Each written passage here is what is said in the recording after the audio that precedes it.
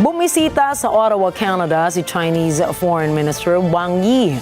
Layunin ng kanyang 3-day state visit na patatagin ang relasyon ng China at Canada.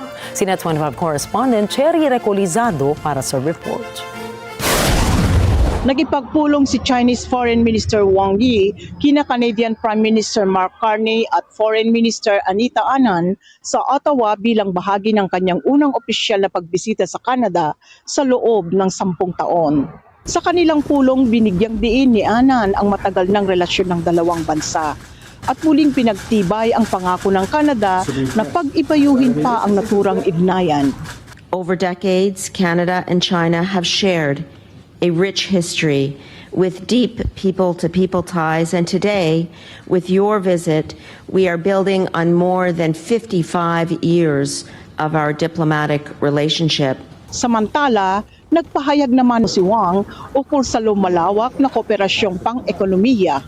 Anya, kaya ng Canada na dagdagan ang exports nito sa China ng 50% sa taong 2030. Doble ito sa kasalukuyang exports ng Ottawa sa Beijing. Kinahaponan nakipagkita si Wang kay Canadian Prime Minister Mark Carney. Pinahayag ni Carney na handa ang Canada na palakasin ang Canada-China Strategic Partnership sa larangan ng enerhiya, finance, agrikultura at pangisdaan. Naunang dumalaw si Carney sa China noong Enero kung saan nakipag-usap siya kay Chinese President Xi Jinping.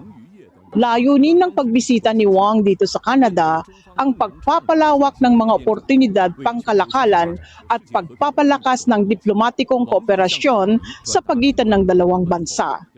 Ayon kay Wang, dapat itaguyod ang multilateralismo, pagpapatupad sa pandaigdigang batas at estratehikong autonomiya habang isinusulong naman ang malayang kalakalan, ang bukas na ekonomiya.